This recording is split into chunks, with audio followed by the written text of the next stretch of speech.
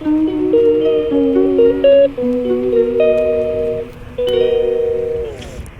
Everyone, रूपम की दुनिया में आप सभी का स्वागत है।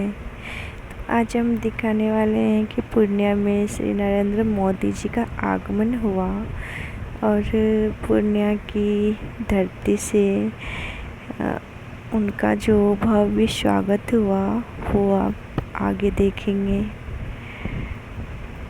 जय श्री राम। प्रधानमंत्री मोदी जी से आग्रह करती हूँ जिसे सुनने के लिए हम सभी यहाँ पूर्णिया की पावन धरती पर बहुत बहुत स्वागत है। एक बार जोरदार तालियों से। भारत माता की, भारत माता की, भारत माता की। जय माई पूर्ण देवी, बिशहरी माई की जय। मैं भक्त प्रहलाद और महर्षि मेही बाबा की इस पावन धरती को नमन करता हूं। मौर्य साम्राज्य के रूप में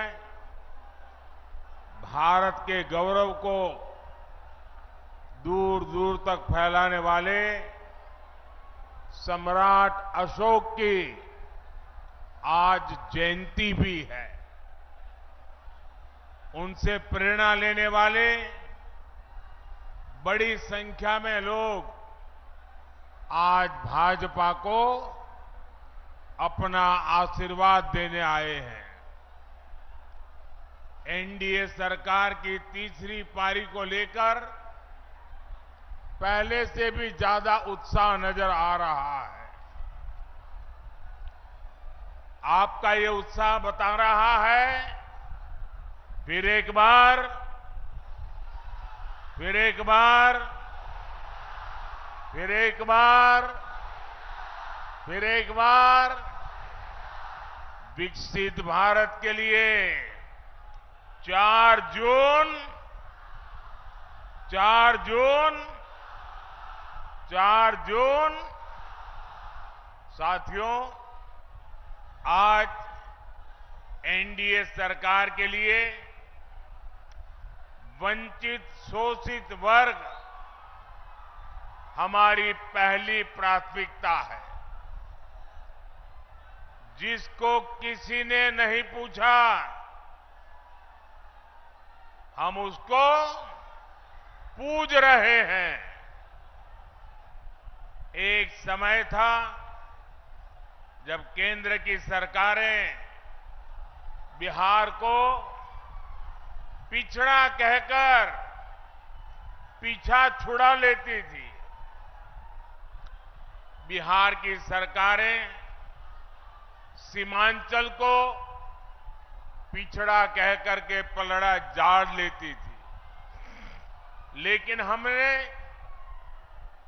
सीमांचल और पूर्णिया के पूर्ण विकास को अपना मिशन बनाया है।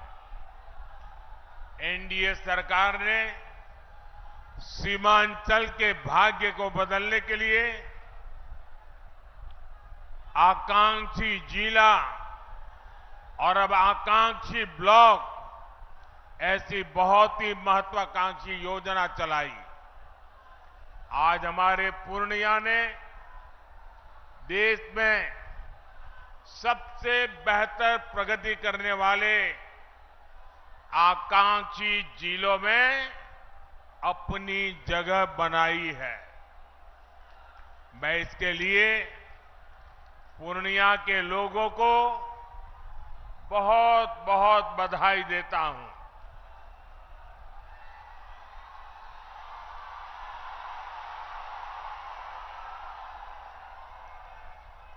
साथियों, आपका उत्साह अद्भुत है। ऐसा उत्साह बहुत कम ही देखने को मिलता है।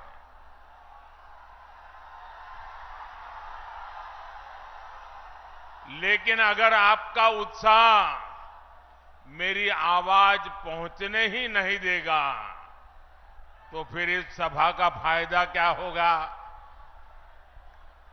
तो मेरी बात वहां बैठे लोग सुन सके, इसलिए मेरी आपसे प्रार्थना है कि आपके नारे, आपके उत्साह को थोड़ा नीचे करें तो अच्छा होगा।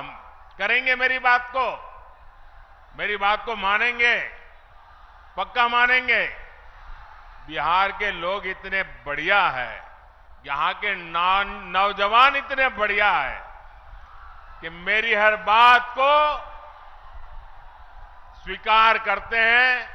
ये मेरा सौभाग्य है।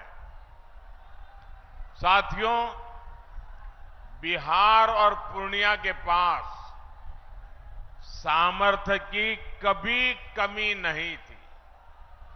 हमारे बिहार का किसान भरपूर मक्का उत्पादन करता है। बिहार में जूट और मखाने की खेती भी खूब होती है। पिछले 10 वर्षों में हमने जूट की एमएसपी को बढ़ाकर 2 गुना किया है। बिहार का 20% मखाना अकेले पूर्णिया के किसान ही पैदा करते हैं। हमने आपके इस सामर्थ्य को प्रोत्साहन दिया। नतीजा ये हुआ कि आपने मखाना के सीड प्रोडक्शन को करीब 2 गुना कर दिया। आज एनडीए सरकार मखाने को सुपर फूड के रूप में प्रमोट कर रही है। मोटे अनाज यानी श्री अन्न की तो मोदी ने पूरी दुनिया में मार्केटिंग की है। आपने G20 में देखा होगा, मोदी ने दुनिया के बड़े बड़े राष्ट्रपति, प्रधानमंत्री को श्री अन्न, मोटा अनाज खिलाया। कहा कि हमारे छोटे किसानों की मेहनत है इसमें। अब मोटा अनाज गरीब का खाना नहीं, अमीरों का खाना बन रहा है। इसका फायदा सीधे हमारे किसानों तक पहुंच रहा है। मक्के को भी मुनाफे की फसल बनाने के लिए हमारी सरकार ने एमएसपी पर खरीद बढ़ाई और अब तो मक्के से एथेनॉल भी बनाया जा रहा है। देश का पहला, पूरे भारत का पहला ग्रीनफील्ड एथेनॉल प्लांट पूर्णिया में लगाया गया है। हमारे नीतीश जी ने ही इसका उद्घाटन किया था। साथियों, कृषि और उद्योग के इन अवसरों को गति देने के लिए पूर्णिया में रेल और रोड के इंफ्रास्ट्रक्चर को भी आधुनिक बनाया जा रहा है। कुछ समय पहले ही मैंने कटिहार जोगबानी रेल सेक्शन के विद्युतीकरण लोकार्पण किया था। हमारी सरकार सीमांचल में अच्छी सड़कों का निर्माण भी करवा रही है और अब तो वो दिन दूर नहीं जब पूर्णिया में हवाई जहाज भी उतरेगी।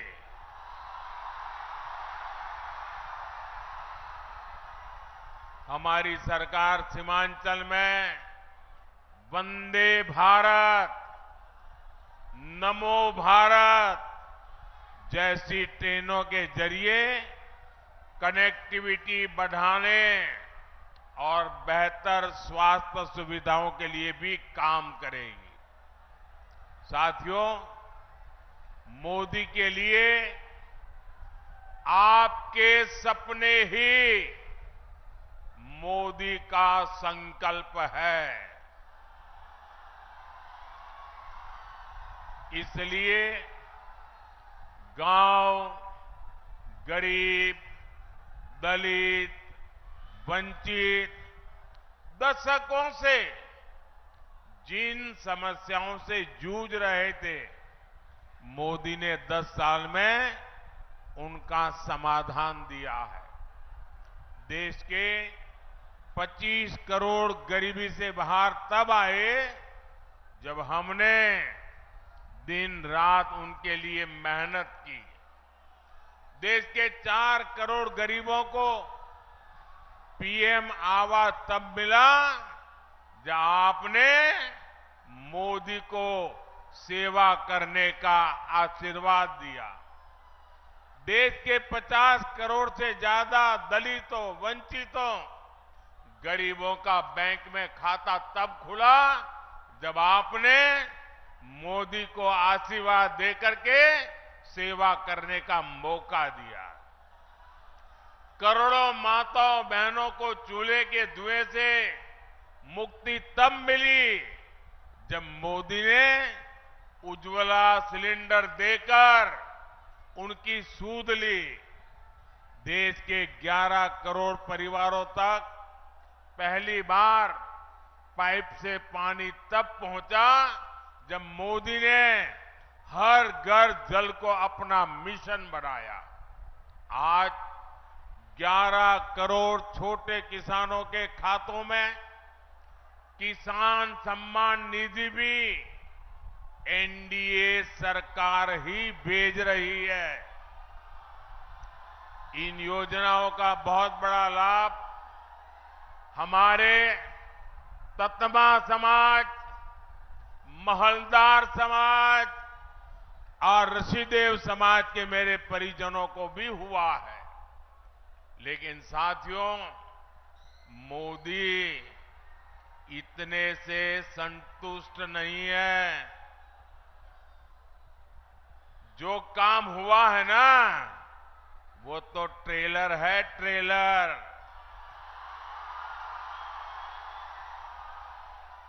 अभी हमें पूर्णिया को, सीमांचल को, बिहार को और पूरे हिंदुस्तान को बहुत आगे लेकर जाना है।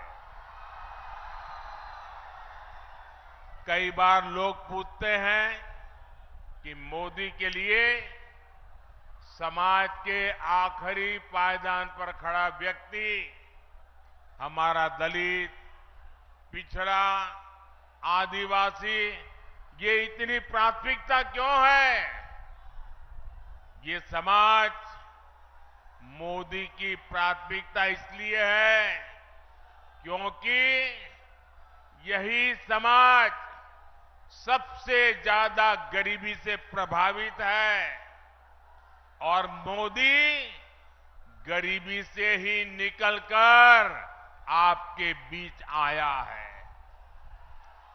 मोदी के ऊपर अपने इस समाज का, बाबा साहब का और उनके संविधान का बहुत बड़ा कर्ज है। इसलिए हमारी सरकार ने संविधान को एक श्रद्धा का स्थान मिले, संविधान को आस्था का स्थान मिले, संविधान के प्रति देश का प्रत्येक व्यक्ति समर्पित हो, संविधान की भावना को हर देशवासी तक पहुंचाने के लिए लगातार काम किया है। हमारी ही सरकार ने देश में संविधान दिवस मनाने की शुरुआत की। आज बाबा साहब के संविधान को सेलिब्रेट करने के लिए बच्चों के स्कूलों से लेकर सुप्रीम कोर्ट और संसद तक में कार्यक्रम किए जाते हैं और ये वर्ष तो बहुत विशेष है। इस साल संविधान के 75 वर्ष की शुरुआत हो रही है। जैसे हमने आजादी के 75 वर्ष पर आजादी का अमृत महोत्सव मनाया, इसी तरह इस वर्ष हमें संविधान के 75 वर्ष का पर्व मनाना है। हमने तय किया है हम देश के कोने कोने में बाबा साहब के संविधान की भावना को लेकर जाएंगे। देश की युवा पीढ़ी को देश की गौरवशाली संविधान के निर्माण की प्रक्रिया, उसके अध्याय, उसका महत्व बताएंगे। लेकिन दूसरी तरफ वो लोग हैं जिन्होंने आपातकाल में संविधान को रद्द करने, संविधान को बंधक बनाने और संविधान को तोड़ने मरोड़ने का काम किया था। हमें याद रखना है, जो लोग सत्तावर सरकार को एक परिवार की मुट्ठी में रखना चाहते हैं, संविधान उनकी आंखों में हमेशा खटकता है। इसलिए अब ये लोग संवैधानिक व्यवस्था से हुए चुनाव के नतीजों को अस्वीकार करने की धमकी देने लगे हैं। लेकिन इनके मंसूबे कामयाब न हो, संविधान दलित, पिछड़ा, आदिवासी की ताकत बना रहे, इसके लिए हमें एकजुट होकर साथ खड़े रहना है। साथियों,